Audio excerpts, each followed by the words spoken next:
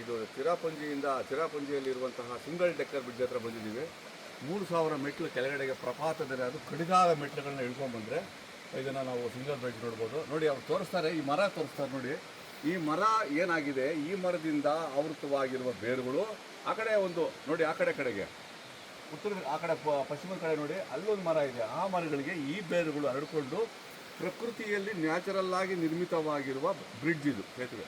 ನಾವು ಇವತ್ತು ಕಾಂಕ್ರೀಟ್ ಸೇತುವೆ ಕಟ್ಟರೆ ಉರಿದು ಬಿದ್ದೋಗುತ್ತದೆ, ಅಷ್ಟು ನಮ್ಮ ಕೆಲಸಗಳು ನಡೀತವೆ. ಆದರೆ ಪ್ರಕೃತಿನೇ ಬ್ರಿಡ್ಜ್ ನಿರ್ಮಾಣ ಮಾಡಿದೆ.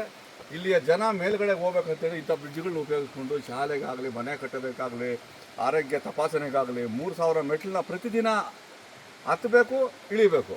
ಯಾರನ್ನ ರೋಗಿಷ್ಠರಾಗಿದ್ದರೆ ಅವ್ರನ್ನ ಹಾಸ್ಪಿಟ್ಲಿಗೆ ಕರ್ಕೊಂಡು ಹೋಗ್ಬೇಕು, ಈ ಮೆಟ್ಲುಗಳ ಮೇಲೆ ಅಡಿಬೇಕು. ಮಾಮೂಲಿಯ ಮೆಟ್ಲುಗಳಲ್ಲ ಇವು, ನಿಜವಾಗ್ಲೂ ಅತಿ ಕಡಿದಾದ steepest steps I never seen in my life. ಅದು ಮೇಘಾಲಯದಲ್ಲಿ ಈ ದೃಶ್ಯ ನಾವು ಕಾಣ್ತಾ ಇದ್ದೀವಿ. ಸುತ್ತಲೂ ಪರಿಸರ ಇದೆ ನೋಡಿ, ಪ್ರಕೃತಿ ಅಭಯಾರಣ್ಯ, ಇದು ದಂಡಾರಣ್ಯ ಅಂತಲೇ ಹೇಳ್ಬೋದು. ನಾವು ತಿರುಪತಿಯಲ್ಲಿ ನಲಮಾಡ ಫಾರೆಸ್ಟ್ ಅಂತ ಏನು ನೋಡ್ತೀವಿ, ಆ ಥರ ಫಾರೆಸ್ಟ್ ಇದು ಇದೆ ಇಲ್ಲಿ. ಈ ಸಿಂಗಲ್ ಬ್ರಿಡ್ಜ್ ಹತ್ರ ನಿಮಗೆಲ್ಲನೂ ಈ ದೃಶ್ಯವನ್ನು ನಾವು ತೋರಿಸ್ತಾ ಇದ್ದೀವಿ.